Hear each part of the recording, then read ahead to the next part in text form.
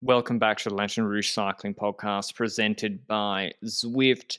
This may be our longest recap of the year for what is already odds-on favourite to be the race of the year, one of the best I've ever seen. Paris-Roubaix 2022, the men's race. We had Paris-Roubaix Femmes Zwift yesterday. I got up, made a coffee, the race starts. Yes, I get up late. It's a Sunday. And I couldn't leave the couch for the next 6 hours. Unbelievable race. 257 Ks from Compiègne to Roubaix, 31 cobbled sectors, starting with 98 Ks to go. Normally, there's a big fight for the break in the fast highway asphalt section in the first 100 Ks, but not race-defining splits. Today was carnage. First, there was a move with Pichon Doul and one other rider I can't remember. Nothing threatening. 3-man move, 30 seconds ahead with like 240 Ks, 220 Ks to go. I was like, that can't be the day's break, right? Like just those three guys. Normally we have 10-man strong breaks. We had Benji. I don't know. Can we even define what happened as a breakaway afterwards? I consider it yes, because it's a group that breaks away from other riders. Now, what happened? That is a real question here. Again, not too many attacks that went the first 50 kilometers, you said it, those three riders, and then suddenly the peloton is like one large group again, and from that group, riders try to slip away. But this is getting into a crosswind section where a Jumbo-Visma rider goes to the front to try and kind of slip away at the front, goes a bit faster, tries to look behind whether splits occur in like 8th position, 9th position to see if a group can get away. That's how riders do this regularly. And we started noticing that the peloton was really stretched out, and then a side view came up and there were gaps forming in the group. So riders left and right were trying to make sure they were in that first echelon because echelons were going on. The alarms were sounding in the peloton, the echelon alarms, and I was getting hyped. I was like on Twitter, echelons in Paris-Roubaix. Just like 2019 before we got to the couple sections as well. So very intriguing. This time around, they were more serious though, because we eventually ended up with two major groups because Ineos and Quickstep were like, echelons? Echelons? Let's put echelons. Why not? So a peloton of basically, let's say 66% of the peloton ahead and 34% of the peloton behind. Is that a rough estimate of what the group composition was? Yeah, maybe 50-50. We spent the next hour trying to figure out who had got into Group 1. Who we knew had not got in were riders that we'd seen chilling at the back of the peloton before this crosswind action kicked off. Mathieu van der Poel, Christophe Laporte, and Wout van Aert were all at the back. Jumbo-Visma had like 3 or 4 riders ahead, including Mike Turnison. Quickstep and Ineos were the best placed. They had Kung behind, Pedersen, Wout, Van der Poel behind, and they had Lampard and the entire Ineos, literally the entire Ineos team ahead. I was surprised, Benji, because the crosswinds didn't happen like, oh, they go through a village, they go through a roundabout, Ineos string it out, and bang, just like that, it's split. It kind of took a while to develop, and I was surprised no one moved up, and this placed incredible pressure on Alpecin, who only sent one rider or 2 riders to pace. They kept Dillier Van Kiersbroek behind. Olivier Legac and FDJ were pacing for a long time for Kung, and Ineos were absolutely drilling it. I think Jumbo, Visma, Benji, it's ideally you have Laporte ahead, Yeah. but once it's happened, I don't think you drop Domestique's back, particularly not Turnison or Van Dijk. Certainly, because I feel like they've got a situation where there's so many teams that need to ride in each of the two groups where they could be like, let's do hands off. It's risky, but let's do it. Again, let's try and repeat very swiftly which teams were riding where. Alpecin, Trek, and Groupama in the group behind. Luis Aski of Groupama decided to still pace in the front group regardless of his team being behind and pacing behind, because why the hell not? And Asgreen was behind, but Quickstep decided to pace as well in the front group together with that Ineos team. So you're seeing that all these teams are so willing to ride in both groups, where Jumbo can just say, in the back group, they can say, we've got 4 riders ahead. We don't need to ride.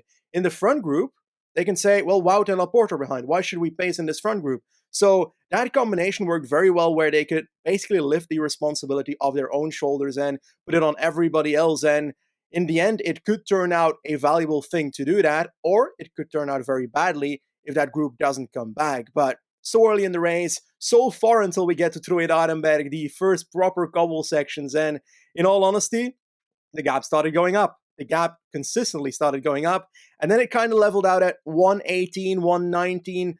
That's roughly the time it was max, I would dare to say. But let's reconsider a few options here. What do you think Ineos and Quickstep are trying to do here? Do you think that they're basically just trying to make sure? Yeah, I think the obvious point is that they're trying to make sure MVP and Wout are out of the race, right? Well, they've got the three quickest sprinters behind, and Ineos don't have anyone favoured in a sprint against any of those three. They're burning those guys. Domestiques, Sturven's behind too, who wasn't pulling at that point, obviously. They're burning those Domestiques quickly. They're making the race hard for Van Baal, Turner and co. Van Baal second at Flanders, second at World Champs last year, the hardest race perhaps of the year, calories-wise, for the entire 5.5, 6.5 hours, however long it was. And the curious thing was they enter those cobbled sections, the first ones. Usually there's not huge action there. Ganna punctures and they wait. And I couldn't believe it because I was a big Ganna doubter. I don't think riding behind a Derny on the velodrome is an exact replication of the cobbled experience. And I was like, okay, that sucks. Ganna's obviously helpful as well to pull, but don't wait. You still got six in front. Press home the advantage. And there was other crashes. Eventually, he came back or went back to Group 2. And at around this time, Benji, I tweeted it yesterday about the Pirellis that Trek use. And yes, they still won the women's race yesterday. Pedersen, he crashed then in a corner, asphalt, or in a cobbled section. I couldn't tell. Yeah, and an asphalt section where Asgreen was also part of this, where I think a few riders went down. Asgreen, Pedersen, also Rasmus Stiller. So 3-4 riders on the side of the road. And knowing that this is just before one of the next cobble sections as well, it's going to be very hard to come back from this, knowing that there's a peloton ahead that's going very fast, a peloton behind that's going very fast, Ganna that's coming back to their first group in the meanwhile. So many things are going on. And basically at that point, I just kind of gave up when it comes to trying to follow what happened, because this was pure chaos. 100%. We need split screens in cycling.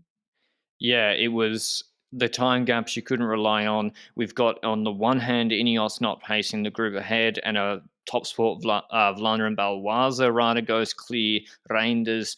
And then on the other hand, Trek won't be pacing the group behind because Pedersen's trying to catch back up. And so Albertson have only committed one rider. So the gaps aren't really changing. And yeah, it was absolute chaos, the likes of which we rarely have seen in the last 10, 15 years before Arenberg. Eventually, Reinders has a mechanical. The group catches back to him. It's scary. He's like blocking the road. Sheffield had a crash as well for Ineos. So Ineos were actually, despite getting in a really good position, leading riders from the front. Ganna going, Sheffield going, Worth, I think, caught behind a crash. And that really took the impetus out of Group 1. And the peloton actually returned on Avluy-Walès, which at one point I thought that peloton was done unless Albertson got a move on. They had started pacing with Vermeersch and Van Kiersbroek and Dillier, but then Dillier crashed. So it all comes back. And Benji, this is the time for other riders to slip away.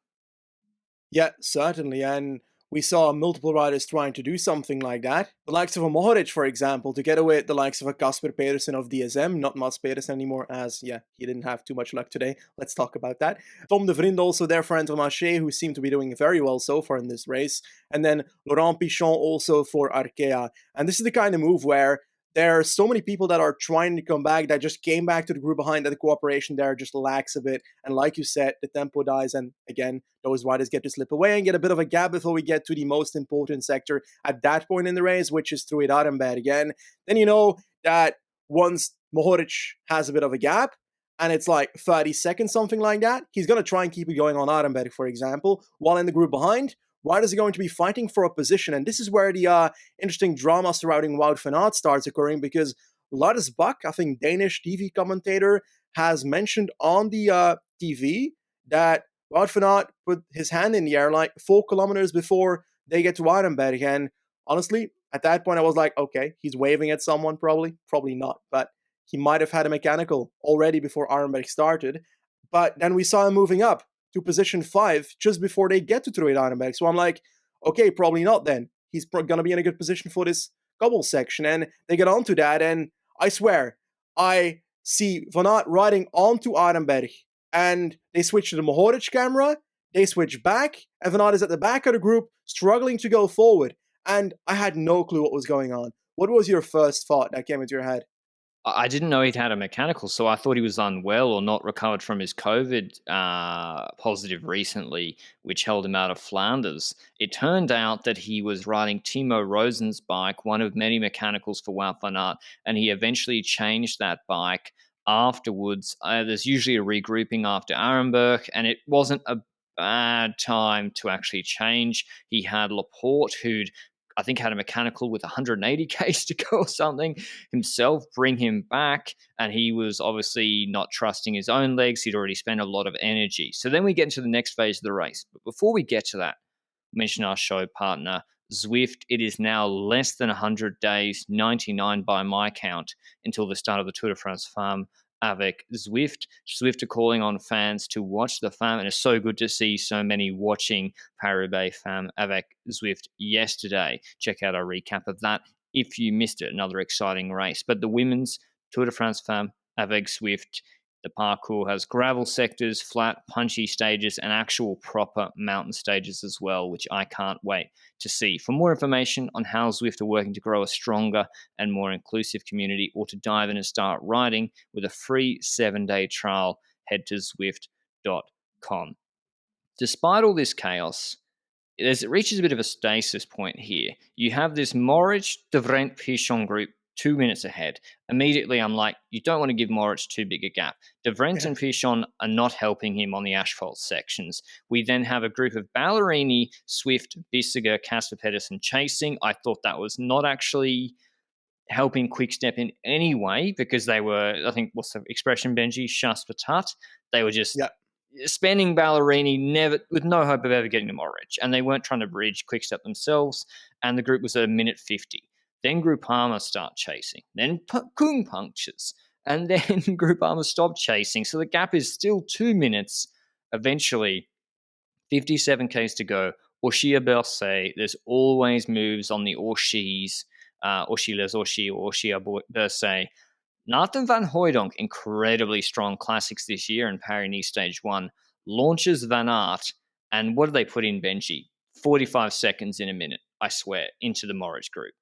Yeah, certainly. The gap just flew down from 145-ish to 1 minute roughly on the group of Mohoric, and there we saw that still it was De Vrint following, Pichon following. So those two riders must have had the ride of their life in that breakaway in the wheel of Mohoric at that moment. And I'd argue that at that point they did start riding with Mohoric because the gap was indeed decreasing behind. But the question then is, Wout van Aert is being launched by Nathan van Hooydonk, and if he can't drop the people behind me, they're going to end up with a smaller group, including the likes of Kung, for example, the likes of a Van der Poel, who was also in that group, together with, I think, a teammate at that point in the race still, and just multiple riders from other teams. And the question then is there going to be cooperation or not when that group forms?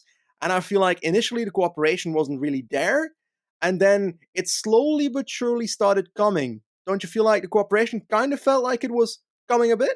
Yeah, MVDP was reluctant to pull initially. They started pulling. The concern always is you use your domestique to set up an attack, you put in 40 seconds, the gap's a minute, and then you get to the asphalt and you give that 40 seconds straight back with the group finessing. But King Kung was pulling, Van der Poel was pulling, and so we actually had those three working, and that was a very, very bad sign for Moritz and De Vrent in the break. Eventually, on Mont-Saint-Pavel, Wout goes again at Van der Poel and Kung Bridge. Van Baal was looking very good on Orshilles Orshi.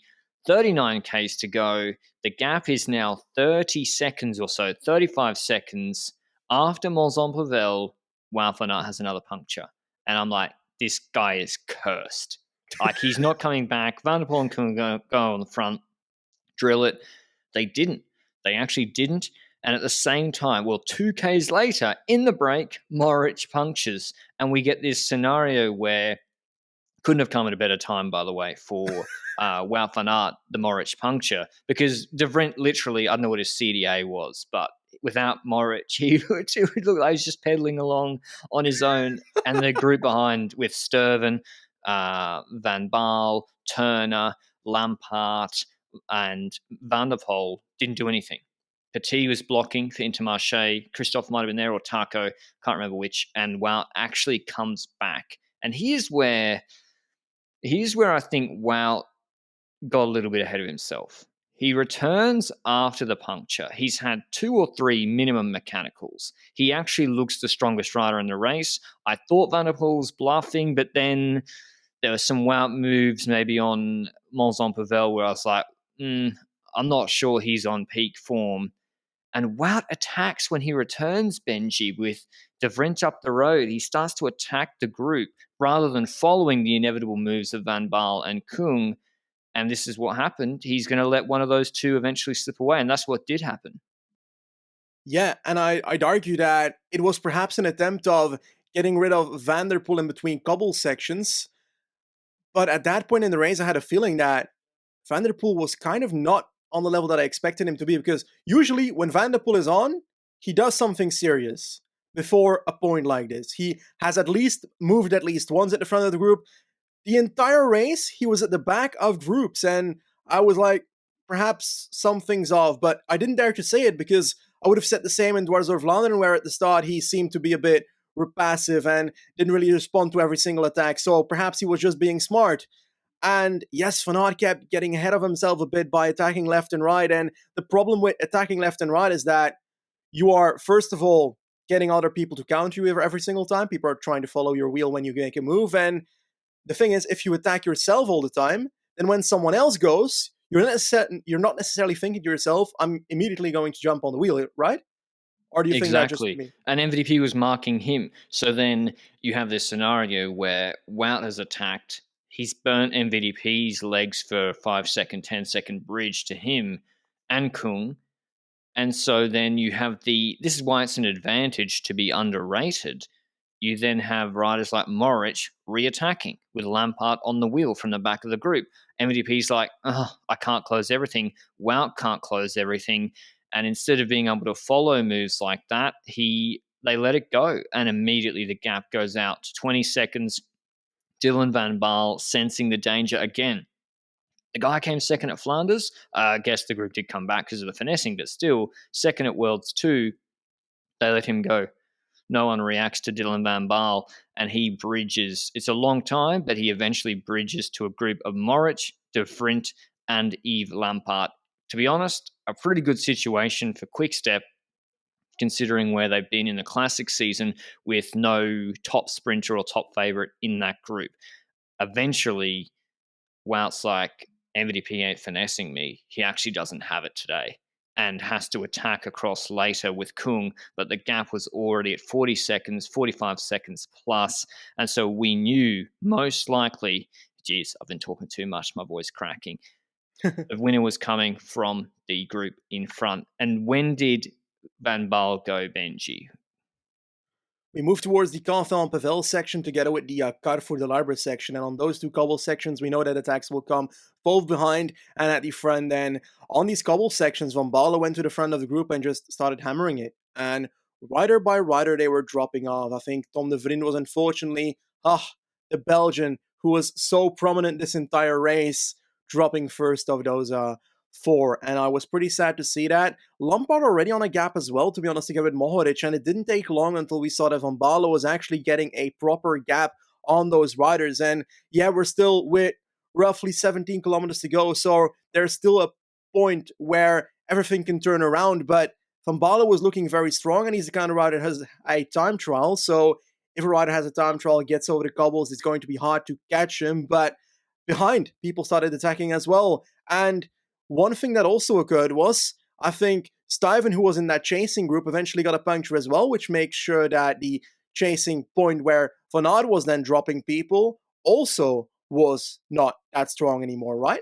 Yeah, I think that really hurt that group. Stuyven was obviously working with Kung and Van Aert, and you just lose another guy to share. You have to take 17% more longer pulls if you're splitting it 50-50 versus 33% of the load. And so that was the death knell for them, never bringing it back.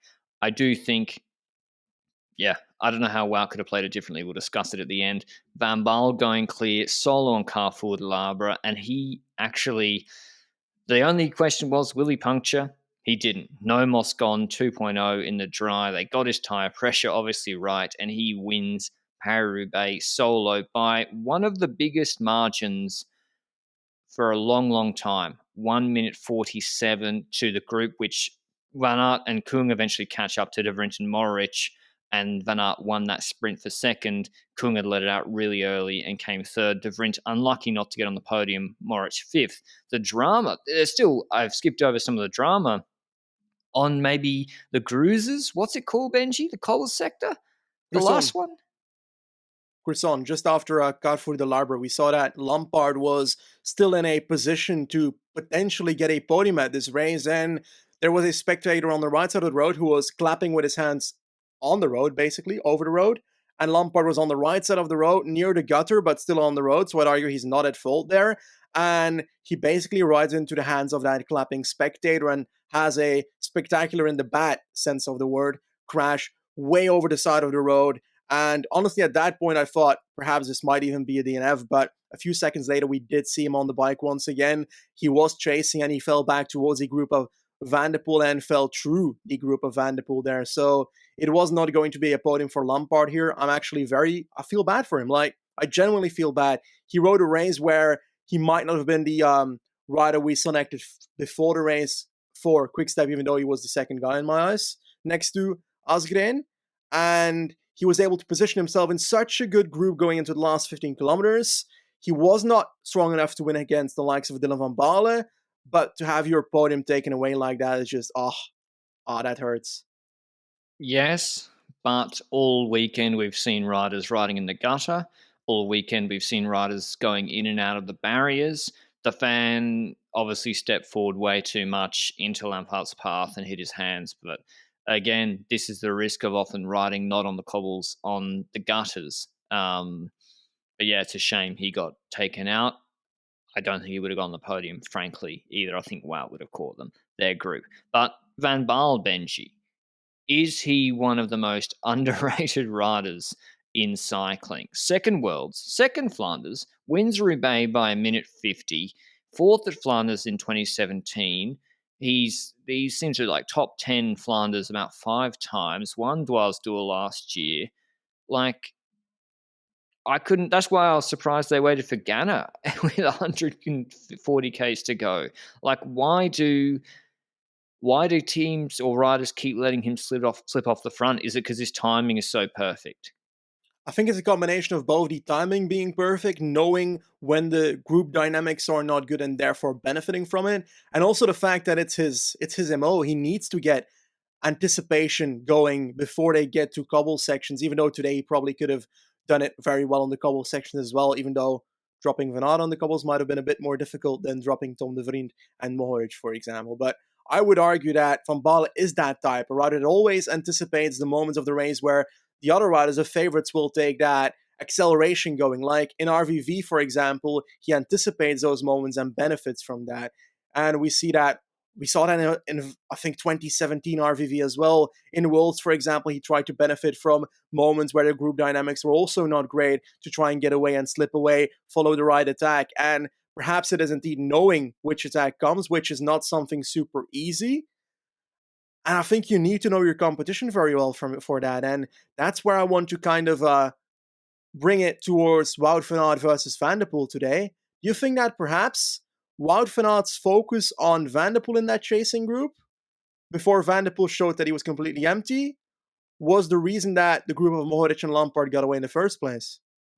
Oh, I just think Wout was, I can't believe I'm going to say this, but I think he was too aggressive in that sort of second to last phase of the race, from Molson, from 55 Ks to go to 25 Ks, 28 Ks to go before that move slipped away. I can't believe I'm saying it, but he had his sprint in his back pocket. Like, with how MVP was looking, there's no Pedersen there. It's him against Kung and Tom de Vriend, man. And he's attacking the group of 10 over and over on the asphalt, and then it's inevitable that those guys are going to slip away. And like, if he'd been as passive as MVP today, maybe he slips into the winning move. I don't know. It's tough because if he doesn't go and he goes away with a group of Morich, Lampard, Kung and co, then they're going to attack the hell out of him before the velodrome. So he's kind of stuffed either way. The key is, I didn't like burning Van Hooydonk like that. I didn't like it. I think he should have tried to keep him a little bit deeper into the race and even have Nathan slip into a move with Morich and co, rather than use him to just do a lead out onto the cobbled sector. Yes, but on the other hand, I think the mental gain of closing down 40 seconds with Nathan means a lot towards that chasing group of catching Mohoric in the first place. That's my counterpoint towards that. But I also want to talk about the fact that what if Laporte doesn't have his puncture very early on in the race and basically disappears from the race, then has to pace Wout van Aert after Arenberg, and therefore could potentially play a role if he doesn't have to do all that in the final? Then they've got two riders there, and then they don't have the trouble of Wout having to react to everything. Then they've got someone else to do it for him as well. So I think the fact that Laporte was not on it compared to other days, partially due to that puncture, definitely, I think that's a big factor in how this outcome for Jumbo is. 100%. Like, well, Van Aert, I'm like, shoulda, coulda, woulda done this and that. He had great legs, obviously, but in a group of 10 like that with no teammates, we've seen it at Gent-Wevelgem 2020 and a myriad of other races, it is incredibly difficult to win.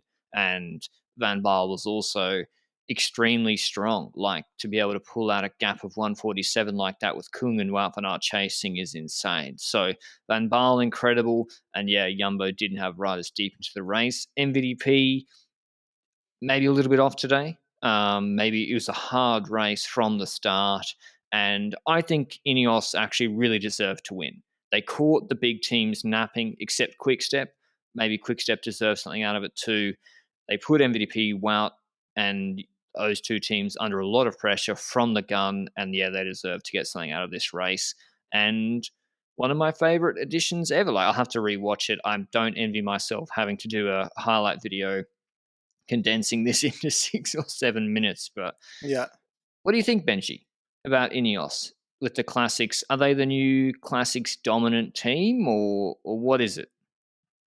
I think that they are very wide. They're the new, should I say, Quickstep in some shape or form, where they've got so many options that are very similar leveled in cobble races and can therefore benefit from that a lot, outnumbering the competitions. If two of them have a bad day, they've still got two left. If one of them crashes, they've still got a few left. And that showed today with Ganna. His problems, in the end, it didn't have too much influence on Turner, who then eventually crashed as well at the end of this race in the chasing group.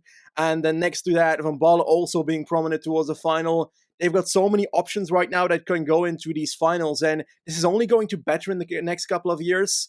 When it comes to their youngsters, we don't know what Van Baarle is going to do when it comes to his team for next season, as we've heard on, I think it was Day or Harlen, that Jumbo was interested in this guy. Now, I think his salary probably doubled today. Like, I'm not even kidding. Winning Paris-Roubaix probably has a big influence on your salary, I would guess. So, do you think that, talking about that transfer for a second, do you think that Ineos should keep him at all costs? Or do you think that he's replaceable for them? Or do you think that right now, Jumbo, do you think he's still a good thing for Jumbo? I don't know. What do you say? It depends on the money. Ineos obviously got Turner and co coming through. They have other Classics options. That being said, Dylan Van Baarle doesn't just do Classics. He's also a very, very strong domestique and Grand Tours, good in crosswinds. With Kwiatkowski aging a little bit, I mean, he's just one arm still, but I mean, Van Baarle's 30 as well. I don't know. I think Ineos almost need him a little bit more than Jumbo Visma. Jumbo Visma got sort of Dennis to do what he can do in the Grand Tours, and then I guess Laporte and Tej Benoit were supposed to be able to do what he can do in the Classics. But it depends on the money, depends where he wants to go, it depends on what Ineos are doing, because Ineos Classics is great, they have been good, but it should be. If you're not going to be the Tour de France favourite with the highest budget in the sport, and maybe not even the second favorite, you damn well better win at the classics. Quickstep been doing so and doing well for a decade on a budget that's 40% of Ineos, maybe less. So Yeah, I want to give a big shout out though to Intermarché, De Vrient yeah. fourth, Petit sixth, Christoph 12th. That is an insane performance, particularly from De Vrient and Petit. And I don't know where Taco finished, 16th. Two riders in the top six. Just they must be so happy. Incredible exposure. Obviously, I haven't counted it up. They have over 500 points today. I think maybe 600, 700 UCI points. They're safe, and they're not just safe. They're at the pointy end of races competing for the win. So what a turnaround from them.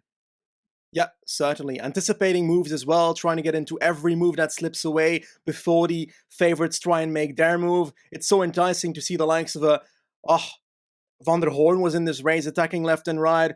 De Vriend getting in that breakaway. It's just wonderful to see, and it's lovely that there's such a team dynamic going on there where 6 riders in the top 25. I can't wrap my head around how much that is. There's literally no other team that's done that, I think, today, based on what I'm checking here. And that's one of the teams that definitely deserves a big shout out here today. I want to give a small shout out to our fellow YouTube creator as well, Bastidema, who is currently still in the last 5 kilometers of Paris-Roubaix, the last man in the race in front of the last broom wagon, because he probably does not want to give up in his first ever edition of Paris-Roubaix. And I fucking love to see that. It's awesome. He's going to OTL, obviously, but I don't care. He's going to finish this race, and I truly respect that. Yeah, it was interesting. He was the last minute addition for Bingo Al rather. He was, I think, first reserve. So yeah, unbelievable race.